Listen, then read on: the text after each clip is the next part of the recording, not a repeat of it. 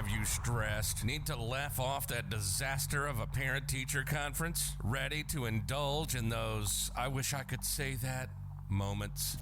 You're in luck, because you've just pressed play on the top-rated teacher comedy podcast on the planet. It's time for Crying in My Car, a podcast for teachers. Here's your host, the teacher comedian himself, Devin Siebold.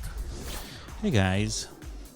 Welcome, Crying in My Car, podcast for teachers. My name is Devin Siebold, and I've got my good buddy, Mr. Greg, the Angry Texan Parrot, in the house. Good to see you, buddy. Hello. Long time no see. How you been? Oh, man, it's just been rough. This second wave of COVID is just messing everybody's schedule up. Well, yeah, as a comedian and as a, former teacher, I can tell you I've seen the impact firsthand for sure. Shout out to all the teachers, by the way. We'll get to the first day stuff, because in this area and in most of Florida, today was the first day of school. I've got some stories already for some happenings there. I know that my, hello, Zach online. Thank you for supporting. Zach's a podcast Patreon subscriber.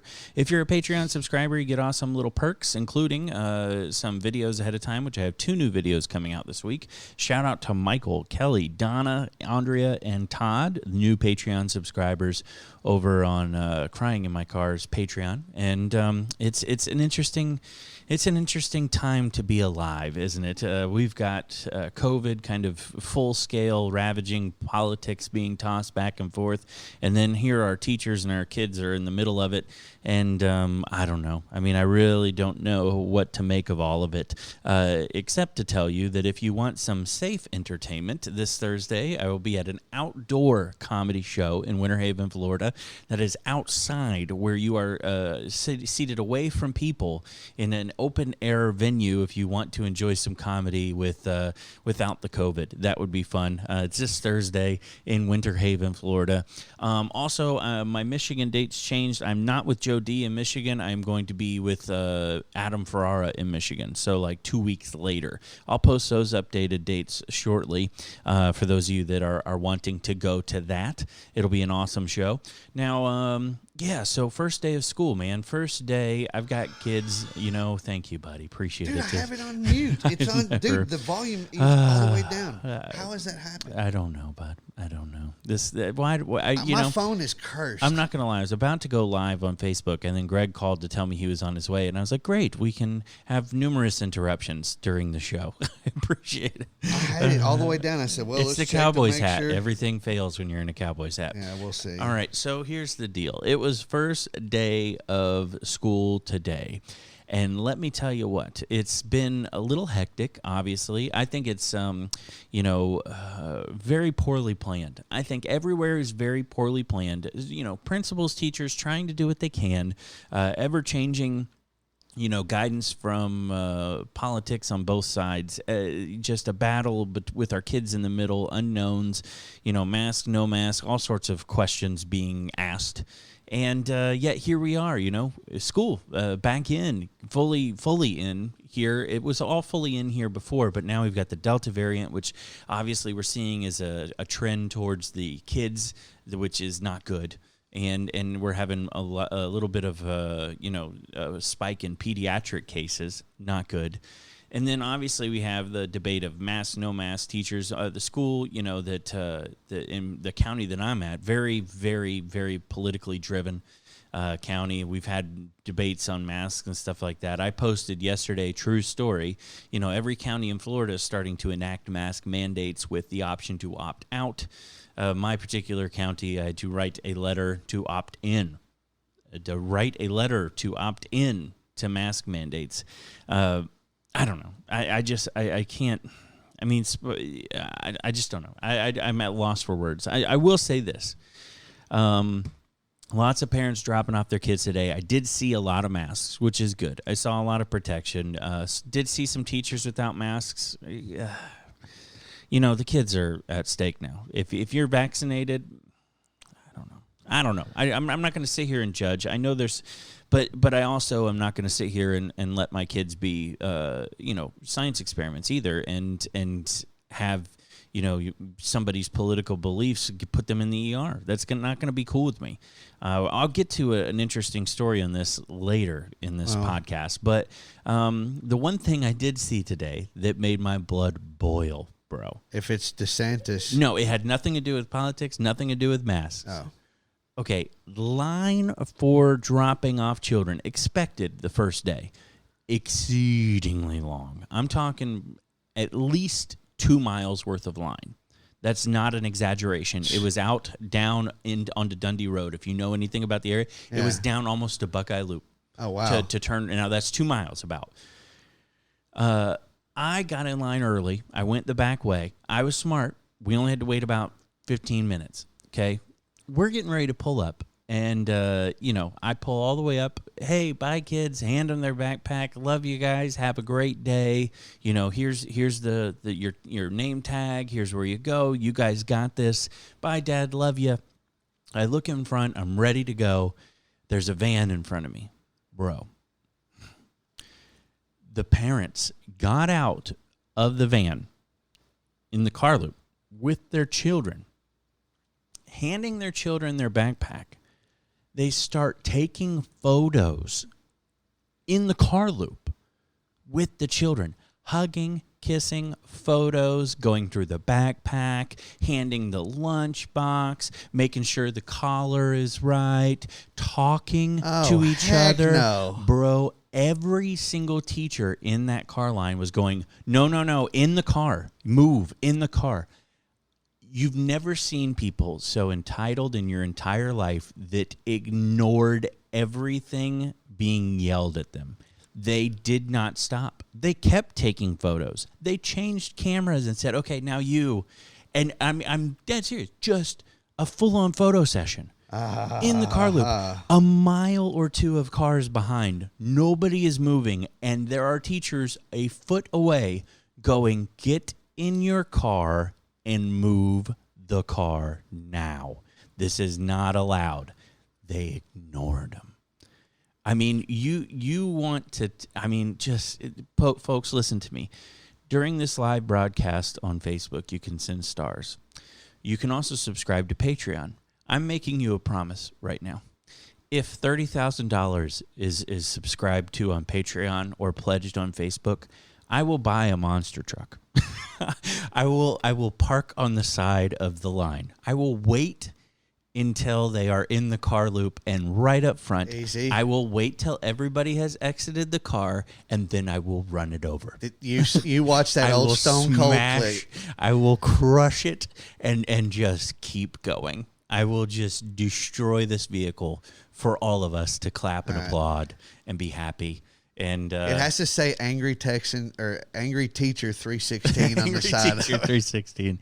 Yeah, it does. And then I get out and I just stand on the hood and I smash beers. Yeah, and then you get tased, and then I Patreons. The money will also go to his bail and legal counsel. Let me tell you, $30,000. I'll do it. I'll do it. I'm telling you, I was never so livid in my life watching this. And also, we almost died on the way. Some lady blew through a stop sign and then gets in the car line. She had a kid in the car. And of course it says on the back, I'll give you a guess. What do you think it said on the back? Live, laugh, love. No, close though. Princess on board. Oh. So for $40,000. I'm just kidding. That's just like any woman over 25 that wears a tiara on her birthday. I try to avoid you for a month. Somebody said my monster truck will make the car line worse. And you're probably right, but it will make my life better. Yeah. And that's all that matters at this point. I never asked Angelina how her first day. She'll take a picture of the boys or whatever, but she's that mom. All right, let's go, and give me hugs, and then she's off. My dad, if I would have been in that line, my parents would have been like, all right, we got stuff to do. Yeah. There you go. Just walk the rest of the way. That's the thing, man. It's just there were some parents trying to walk their kids to class, obviously not allowed with COVID, and obviously safety procedures too. You got a bunch of strangers walking the halls. You don't know who's who. You drop off your kid, you got a long walk back. There's a strange grown man walking past a whole bunch of wandering kindergartners. That's not safe. And it is so weird because it's weird. a different time. It's a different time, but I'm okay with it. I was I've got 8 years kids in this old time. walking home from school. It wasn't a big deal. Yeah, I think you it was were. like the first or second grade I started walking home from school. I mean, I didn't live that dang far, but right. I'll tell you right now, I rode my bike to school when I was in 6th grade. And my friend Mike and I used to hang out with this guy that was homeless and lived in the woods. And we used to go into his tent and we used to hang out. Luckily, the guy was cool. But I was a 12-year-old boy hanging out in a homeless man's tent in the woods. yeah, that's probably. If my parents knew, oh my gosh. Yeah, but this guy was really weird. This guy, and this is a true story, by the way. He lived in the woods by this railroad track in a nice tent. I mean, he had nice everything. His thing was he was way ahead of the curve, man. He was super conspiracy theory, hated the government, didn't want to pay taxes, wanted to lay off the grid, didn't trust anybody. Like my friend Mike was like, dude, he's got serious money like hidden in the woods. Like he just didn't trust the government. He didn't want anything to do with them. And the guy was as nice as can be. He'd be like, hey, fellas, how was school today? We'd be like, great, man. He'd be like, cool. He's like, you guys going fishing this afternoon? I'd be like, yeah, we're going to go down with the cast net to see what we can get. And he'd be like, awesome, man. You guys have a good day. And then he would go back in his tent and be like, I can't stay out too long. The satellites will pick me up. I mean, like he had this like mentality that the government wanted to find this man. You're all like, there's money in this woods. Like, we'll bring him some candy laced with sodium pentothal and see if we can get the truth serum out of him. I know. I wonder too, if something ever happened to him, if there really is money in the woods. But there was a really cool like motorbike trail. There was all sorts of weird stuff in this wooded area, and people like hung out there and lived there. And my parents didn't know it was a shortcut to school. We used to always go through there, and that was it. And it was neat, But I used to ride my bike to school, 12 years old, and my parents didn't think anything of it. But I was on major highways, crossing roads and going past. And again, different times, I guess. Yeah, different times. And the thing is, now these boys that I'm inheriting, they love school. Mm-hmm. But as soon as school's over and they're at home or like they're in school. This whole last year they've been virtual. Now they're actually in the classroom. Mm-hmm. Angelina, there's things going on with, her ex. And since we bought this house, the kids are going to be farther from the dad. And he's, so we're having them go to school, I guess, one more time up where they're at, which is, it's a charter school. It is what it is. They don't really like it because, Mm-hmm. but they try to get educated. They want to learn. Good. And they're smart kids. Good. It's just one of them is, I guarantee if we try to do the virtual again, it'll be like, heck no, because he would have little windows up on his laptop, and I'm looking over, and I was like, are you playing video games? Yeah, like, well, that's the thing, man. My kids are too young for that. I tried the virtual thing for like 2 weeks, and it did not work. I mean, and it was, even with parental involvement, I've got one kid borderline ADHD, and then the other one is just the exact opposite. No motivation. I mean, their energy levels could not be any more different. So I've got one that's motivated to do anything and everything and just can't focus, and the other one that's so demotivated that it's just, I don't really care. And so, but in school, both of them focus, both of them do way better, and that's where it's awesome. But I do, worry about community transmission. I worry about things that are going on in our community, because I'll tell you right now, there's some blatantly obvious things that I'm seeing. Some ticket sales on some comedy shows are drastically down. A lot of people not showing up. Not only that, but they were saying today, like spending, Chase Bank or one of them was saying on their credit cards, they've noticed spending on entertainment and outside food is way down these past 2 weeks as the variant has started to spread more. Taekwondo class. Love taking my kids to Taekwondo. They love it. Normally packed. packed, 60 plus kids, 50 parents, in a room. I wear a mask, and try to distance myself. Lately, last week, true story, 20 kids, 15 parents. I mean, and it's just, and dropping off. I mean, even, I'd sometimes go to the gym and I work out and my kids wear masks. We wear masks. We go to the gym, wear masks. And there's a little daycare center that they have there. Normally, there's maybe 15, 20 kids in there. There was 3. That's including my 2 children. There was 1 other child in there.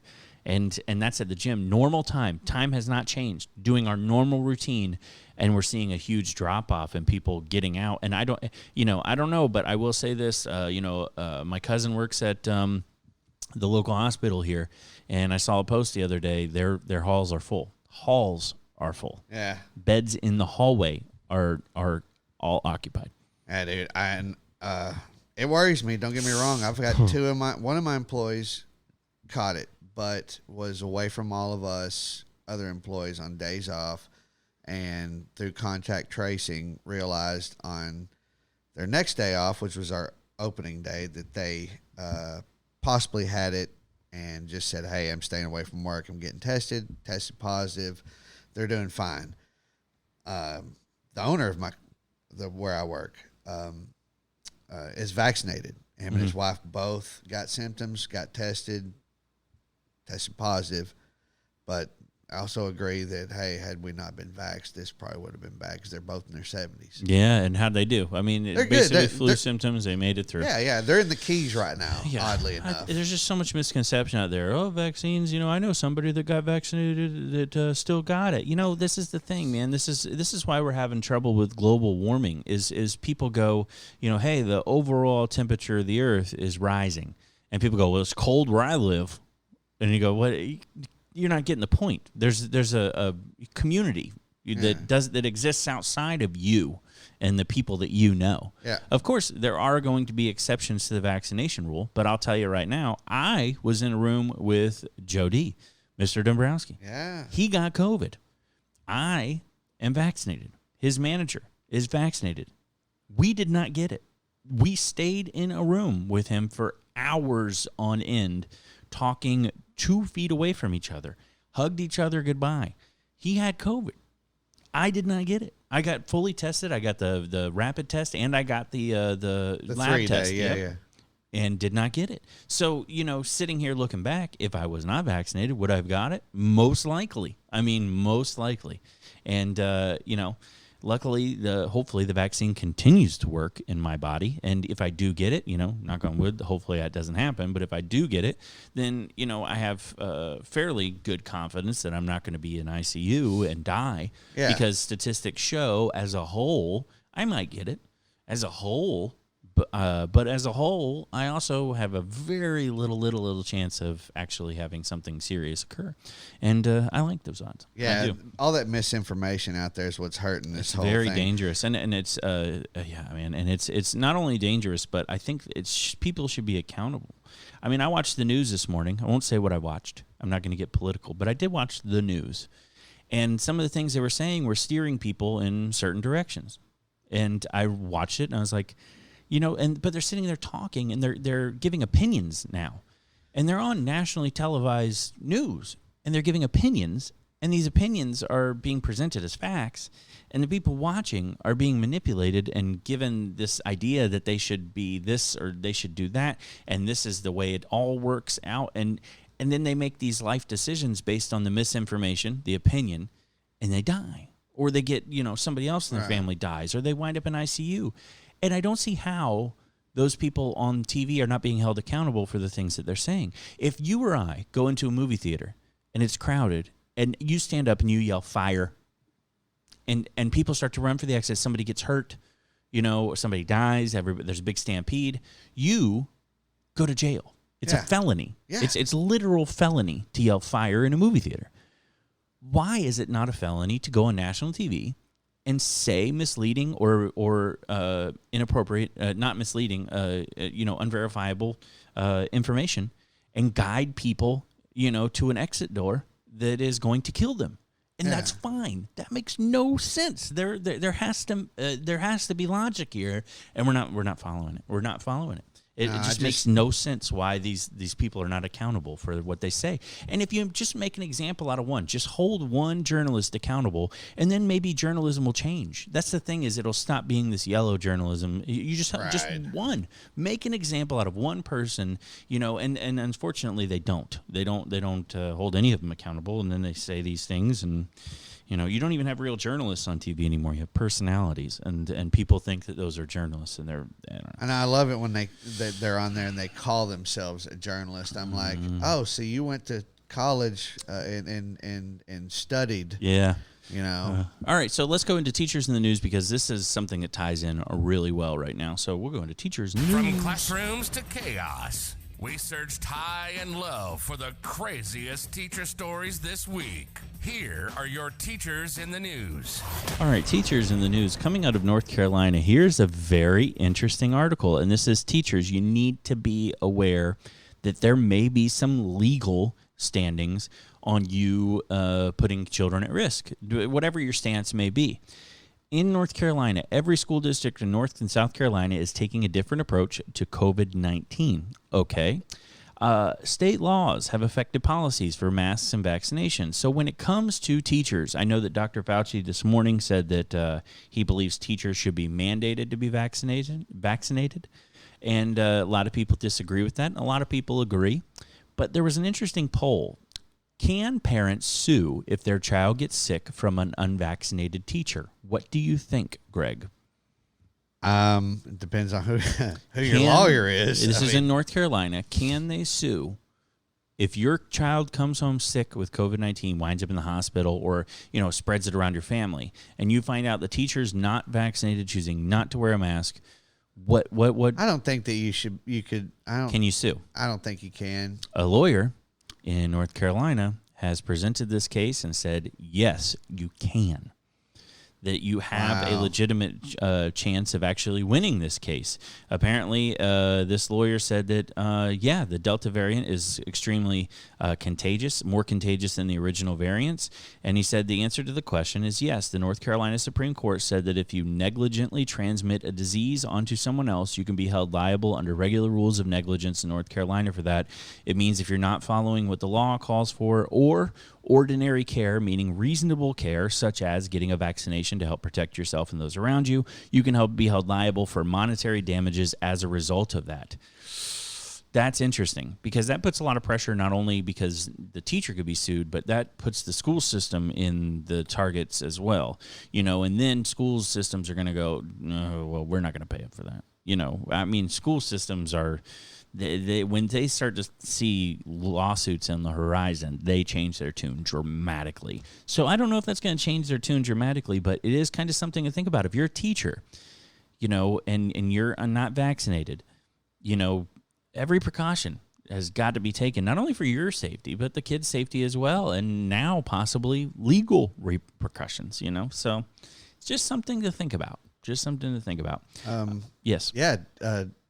Cover your mouth when you sneeze, teacher. That just kind of aches me. On to the next one. This one's an interesting one, and I'm going to post this. I think I have it right in the comments here. I'm going to try to post it in the comments. If you're on Facebook, you should be able to see it in just a second. But okay, hopefully it'll post. In San Diego, a teacher was moving, and apparently moving across the country.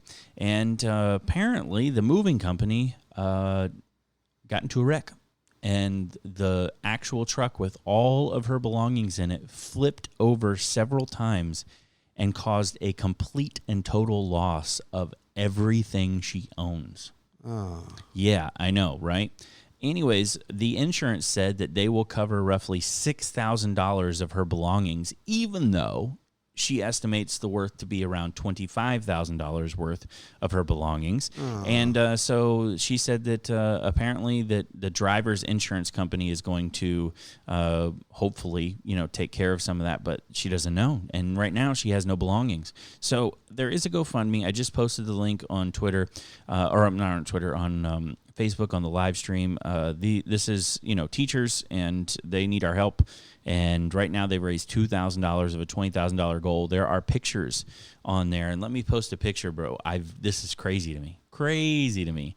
This is a picture of the actual crash. So look at this. Look at this, man. Isn't that insane? Oh, man. I mean, like, all the belongings completely ruined. Look at that truck. Dude, I've got to do this very soon. I mean, I've got to go from Texas to here with all the stuff that I grew up with, all the furniture I inherited. Yeah. That scares me just seeing that. I hope Bless that her the heart. driver's okay, too. Nobody said anything about the driver. I mean, yeah, moving truck messed up here, but that's not a walk-away crash. That whole like cabin is destroyed. I hope. Was Mom driving? I mean, No, it was a moving company. So entire contents of their 3-bedroom home is a total loss, and the movers give her a claim of 6 cents a pound. Okay, let this also be another lesson. If you are moving, check that insurance first. Maybe buy some other additional liability insurance, because especially if you're moving across country. 6 cents a pound. I had 5 gold bars in there. What happened to them? Do you realize that makes my 62-inch flat screen TV worth about 85 cents? I mean, I know how much 6 cents a pound, and how much is it weigh? Well, I can also tell you this. If it really is 6 cents a pound insurance, then when they move me next time, I'm going to be moving some cinder blocks that I just so happen to find. Sandbags. And I want them all on the left side of the truck. I don't test them on both sides, just the left, and just then it rolls and they think, oh, what happened? I don't know, but there was 42,000 pounds of stuff in there. Okay. I mean, somebody's got to pay up. No, you just... My entire library of bowling balls, I don't know. You have 100-pound weights in each drawer of your dresser. They're like, oh, my God, this is a heavy dresser. Be careful. Yeah. 6 cents a pound, I don't want y'all to damage it. Oh, guys, hey, that trash can full of cement. Listen. That one I'm an artist, okay? Yeah, so anyways, I posted the GoFundMe on Facebook. Hopefully people can give her, $5 or so. At least get her life back, because, I mean, if everybody donates $1, yeah, we'll donate something. Oh yeah, I'll put something out there. Yeah. All right, we got a retired Brecksville Broadview Heights teacher and his student are writing and illustrating books. That's a pretty cool one. Jill Gets a Brother is the first book published by a retired teacher, illustrated by his former student who graduated in 1999 from the high school from one of his history and sociology classes. They've maintained contact over the years. He's a great artist, and they got together and put the books out. So Jill Gets a Brother, only 120 copies have been sold so far. It's really honestly just a local thing. Proceeds, though, from the book, this is the best part. This is where teachers are just so awesome. He writes this book, illustrates it with his former student, and all proceeds from the book go to animal shelters and sanctuaries. That's awesome. That is really, really cool. So if you're looking for the book, it is apparently in local stores, but also on Amazon and Barnes & Noble. It is called Jill Gets a Brother. It's got pretty cool looking illustrations and stuff too. I mean, the guy's pretty talented, and it's all about a dog and a Jill, and the guy's daughter's named Jill, and wrote after his family. So, anyways, another one that I'd like to say to talk about: teacher survives COVID-19, urges people to get vaccinated. I've seen a lot of stories online of people that got COVID, were not vaccinated, and then they try to tell you, hey, come on, and those some people go, oh, that's propaganda. Look at this, look at that. This teacher was 42. His name's Mr. Beard, and he's got a big long beard. He's a PE teacher in great shape, 42 years old, running, athletic, etc. He's been in a medically induced coma and survived out of COVID after a 72-day battle. He got COVID right as they were about to offer vaccinations for him and his wife, and apparently had to be intubated, had to be put into a medically induced coma. Still even to this day, he had to have a walker, had to have an oxygen machine outside of school, outside of the hospital, and still is not himself. It's insane, right? I mean, honestly, what this guy, and this wasn't even the Delta variant. This is, the old-fashioned, the OG Cove, and it got him in 72 days. Healthy individual, teacher, 42 years old. But, he's saying, hey, get vaccinated. Look what I went through. I wasn't vaccinated. If I could have, he would have. But he did survive COVID-19. They did a big fundraiser for him. 72 days. He said that he doesn't remember anything. He's apparently went into the hospital right before the Bucs won the Super Bowl, was a big Bucs fan, and woke up and they said they won the Super Bowl, and he was like, I've died. There's no way, and apparently, they oh did. my God, dude, I wouldn't have told him. I'd been like, hey, well, I got it on video for you, the whole thing. Just, are you ready? Listen to this. He lost 50 pounds, lungs collapsed twice, put on a ventilator, a feeding tube, and a lung bypass machine. He's got 2 kids, and they just worried every day they wouldn't see him again. Man, so sad. But he's from Florida, and hopefully he's doing better. It says he is. I don't know if he's going back into the classroom or not, but we'll see. This one's interesting. Teachers, be careful what you post on social media because, I get that there's a lot of anger out there. I get there's a lot of frustration, but some of the stuff can definitely get you in trouble. A teacher posted online today, saw the exemption form today. So this is the exemption form for masks that he's talking about. It requires doctor's signature, phone number, etc. I just hope they get verified. So basically saying you're vaccinated, whatever you had, you can or cannot wear a mask. Maskless students, he posted this online. Maskless students will sit in the back of my class as far away from me and the mask students as possible. Extra credit for wearing a mask, too. I also need a list from admin of opted-out students. Otherwise, they will wear a mask in my class, IDGAF. So this person obviously is heated that maskless students are going to be in his classroom. And posted those frustrations online. I get it. We have a lot of frustrations, but you got to be aware this one is now facing some disciplinary action because, saying you're going to give extra credit to students that wear masks, that's starting to overstep the line where a lot of these kids do not have a choice because of their family, what they're being raised under. It has to do a lot with the parents, and you're punishing the kid for the parents' decisions, and you just got to be careful, man. What you're posting online. And I get it. And I understand this guy's feelings entirely. And I completely understand them posting about it. And the thing is I can see already in the post that there's a lot of heart emojis, like people to other teachers reacting to it. Yeah, I agree. This is, dangerous. We're trying to save the kid. And keep in mind, teachers, their first, concern is the well-being of the students. I mean, even before their actual education, are my students in my classroom safe? Are they being cared for? And so I get that mentality. Just know that there are a lot of parents out there that read this stuff and are just ready to fire off a lawsuit or an email. They love that stuff. They live off this. So just be aware of what you post online. Some of it can get you in trouble, for sure. And the last thing I want to talk about, yes. Yeah, I agree. Like, yeah, idiots. Last thing I want to talk about, and this is an interesting one. I'm glad somebody wrote this article. I'm going to post the article link on Facebook right now, too, if you're watching the Facebook Live. If you are listening to the broadcast of this on the podcast, you can go to my Facebook page and see the Facebook Live, and the link should be at the top. This one is an interesting topic that we haven't really talked about. By the last period of the day, I'm exhausted, and I am not alone. I'm a great teacher before lunch, but a mediocre one later in the day.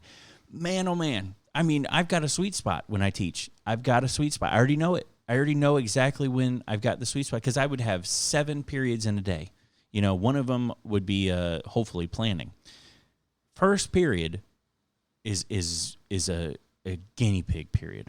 I'm trying out my lesson that day. Sometimes it doesn't work, and you can come into my class second period for the exact same class, and you're not getting the same lesson. Some of my students are tired. Sometimes I'm exhausted. Class starts at 7 o'clock in the morning, which is stupid, by the way. If we're ever going to talk about class starting times, that's the first thing that needs change in the school system because kids can't concentrate, especially high school kids. 7 o'clock in the morning, I'm exhausted. They're exhausted. Things aren't getting done. There's stuff that's happening, sometimes testing, sometimes kids getting called down, sometimes kids are late, walking in with breakfast, whatever. First period is a wash. And I hate to say it, I try my best, but man, oh man, I just know it's not going to be my best period of the day. Second period is better. Third and fourth are the stride.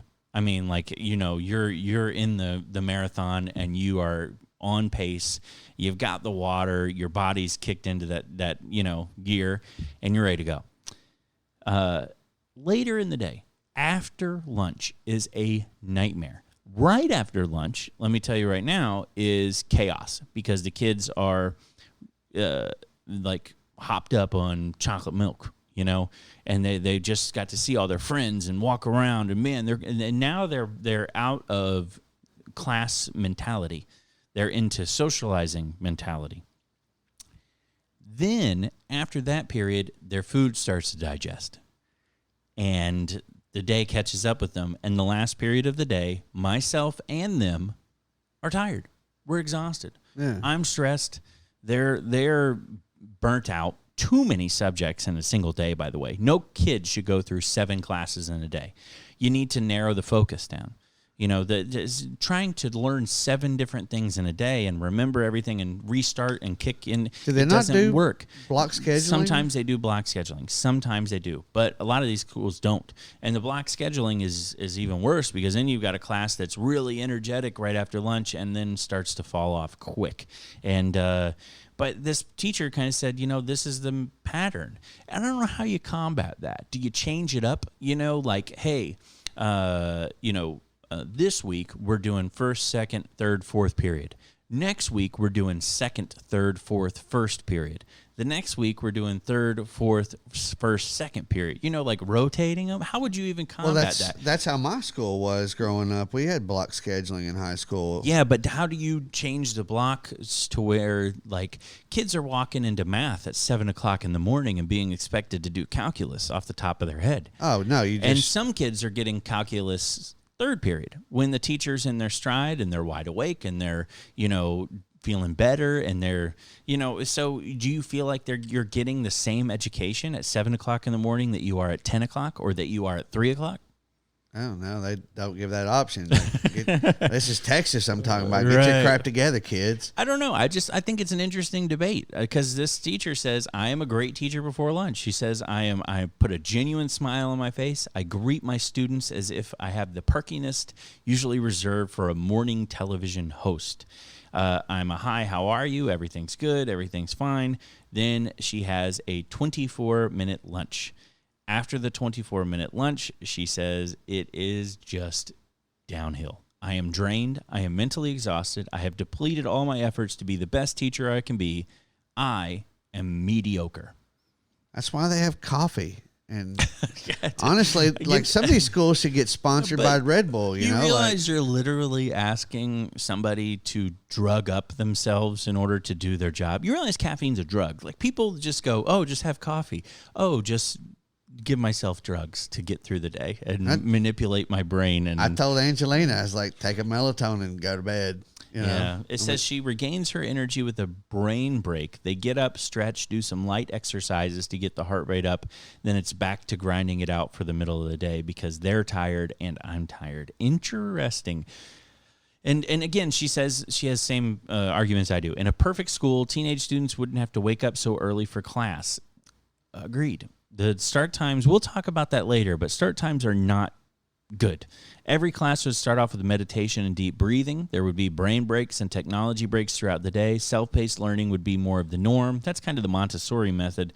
And, so I don't know, man. But I have heard, that doing exercises throughout the day, I don't know. Maybe, and this is just me, maybe we should have some sort of physical activities, throughout the day. In between third and fourth period class, the kids got to go run a lap. I don't know. I had teachers that would sometimes be like, all right, everybody get up. Let's stretch real quick. Let's move around. Or, hey, after you're done with the test, go outside, and stretch your legs or whatever.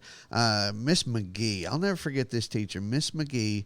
In the fourth grade, after the late afternoon, you got like an hour left, So she would do that. It and worked. she would make us get up and like roll our heads and, do like not jumping jacks, but, kind of like a stretch up. Yeah, that works. Do Maybe. little circles, big circles with your arms.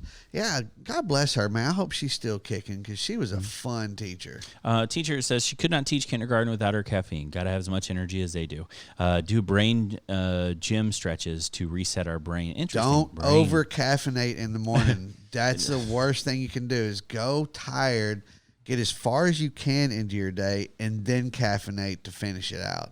I find caffeine more of a habit than a crutch. Maybe I'm wrong, but I sometimes have coffee, and it doesn't necessarily make me feel better. It just is like, oh, I'm, a coffee. It just, I feel more calm. But let me say this. So we had a teacher that would do the same thing you did. It was in high school. It was in my U.S. history class at O'Galley High School. She'd go, all right, guys, let's go walk the track. Get our brain ready. Get our brain. We would walk the track. And at first I was like, well, this is good. I feel better. And then it's like it got hot. And I'm like, why the hell are we out here? And then it was like raining one day, and it blew her cover because it was like raining. And she's like, oh, it's a good time to go outside and exercise. And we're all like, no, it's not really. It's a terrible time. She had us walking in the rain on the track. And then I spotted her underneath the bleachers smoking a cigarette. It was all for her cigarette break. It was never for us. It was just so she could go smoke a cigarette. And she needed to get a crutch to finish out the day. Every single day at our time, she would go out. She'd say, let's go outside and walk the track real quick. And we'd go out there, and she'd just be under the bleachers like, these damn kids, and it was great. I picked the wrong week to stop smoking. I just remember I had a really interesting time. So I came from a college prep school and went to a public school, and I was way ahead of the curve. So much so that the very first day of math class, I was like, oh, I'm well above this level that this guy's teaching.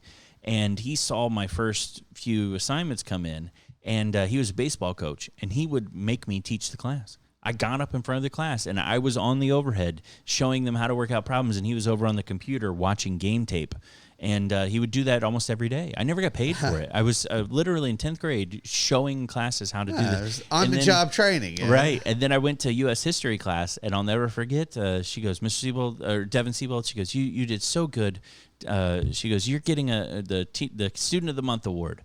And I was like, oh, cool. And she goes, you realize you're the only student I've ever had that did not get anything below a 100 on anything at all that I've handed out. Like every test, every quiz, every prep, every question, every writing assignment, I was the only one that got 100. And then, and this is me humble bragging, I'll never forget too, the principal is walking through the halls, and he had like a microphone thing, and he was doing some announcements, and it was during a bomb threat. So we were like off to the side. He was trying to do the end of the day announcements, hey, buses are here, and he's reading off a paper, and he goes, also, he goes, our Florida FCAT scores are in, and Florida Right scores are in. He goes, we did great. Everybody did well, and for Florida Rights, we even had a perfect score. We had a perfect score here in this school. And he goes, so, congratulations to them. And I was like, oh, I wonder who it is. And I walked up and I was like, hey, who got the perfect score? He's like, Devin Siebold. And I was like, oh, me. He goes, you? And I was like, yeah. He goes, you got the perfect score? I said, yeah. He goes, it's the only one in the county. I said, really? I got the perfect score? He goes, yeah. He goes, I had to sign a paper that they could use my essay as an example. Like future kids taking this Florida Rights were like using, reading the stuff that I wrote. And I thought that was the coolest thing in the world. Made not a big deal of it at all. Didn't get a donut, nothing. Just, hey, cool. Only kid in the county. Neat. Hey, you remember you were talking about suing your teachers? I know, right? I would be like, hey, I never signed anything. You're using that as a teacher. I want paid. Right. How long y'all been doing this? You're still doing it? Oh. Rhonda, thanks so much for the stars. And those of you that are watching, if you'd like to submit some stars, thank you. If you're not watching the live, you're watching the rebroadcast, you can submit stars. If you're listening on the podcast, patreon.com/cryinginmycar for bonus episodes, early releases, and tour announcements as well. I've just posted my dates at the bottom of the screen, but just so you know, this Thursday, I will be in Winter Haven at Tanner's Lakeside. August 25th through 29th, I will be at Port Charlotte. And September 10th, Sunrise, Florida. September 27th through 29th, The Villages. I'm going to be there with you. Yeah. Right? You're doing the Villages with me? Yeah, that's fun. And then October 15th through 16th in Ocala. And October 21st through 24th, Myrtle Beach, South Carolina. Going to be fantastic. That's a great room up there. So anyways, devoncomedy.com for upcoming tour dates. Also, devoncomedy.com for new merch. A lot of the stuff is back in stock. And what do you got coming up, Mr. Parrott? I finally have some recordings for Made in America now that Kids COVID. are back in school? Yeah, kids are back in school, and COVID and COVID tracing. This has been a nightmare, bro. Mm-hmm. And also, I've got my merch coming up too. Awesome. All my COVID sucks drink up shot glasses. Be ready to order those. You thought for a second that they were going out of style, and now they're right back. I did. I They're know. Right back. I was like, oh wait, it's still going. Oh, God, it's terrible. I know. You're like, COVID may be here, but so is my money. Yeah. That's what. That's the. But plus, I mean, these shot glasses. Think if you have one in your family 100 years from now, and it says COVID sucks drink up. Like somebody, your great grandchild's going to look at that and be like, man, grandma, tell me a story. And okay, let me get the fireball. I'll tell you right now, man, even if aliens come and attack us, you know there's going to be a roadside stand of I survived the alien invasion. Just people are always looking to turn, capitalism. And anyways, COVID capitalism. Go for it, I guess. So it is what it is. Thanks, man. Thanks to everybody that's supporting the podcast, and we'll be back next week. Yes, sir. You got something else? I want to give a shout out to all the special needs teachers that are out there, all the dropout recovery teachers that are out there, all the teachers that inspire the students that are on the edge of giving up. Keep doing what you're doing. You're inspiring others. You're helping create great lives. Keep pushing through. And keep pushing through, kids that are listening to this that are like, hey, I don't have a shot in life. You do. There's a teacher out there that's ready to listen to you and ready to help you out. So keep pushing through, everybody. Awesome, man. Thanks so much for listening, and we'll be back next week with a brand new episode of Crying in My Car, a podcast for teachers. Be sure to subscribe and rate this podcast 5 stars. Submit all your awesome teacher stories to cryinginmycar@gmail.com and check out Devon on tour. Info and merch can be found at devoncomedy.com. Support the podcast on patreon.com/cryinginmycar and get exclusive weekly bonus episodes. And tune in every week for more hilarious stress relief for teachers right here on Crying in My Car, a podcast for teachers.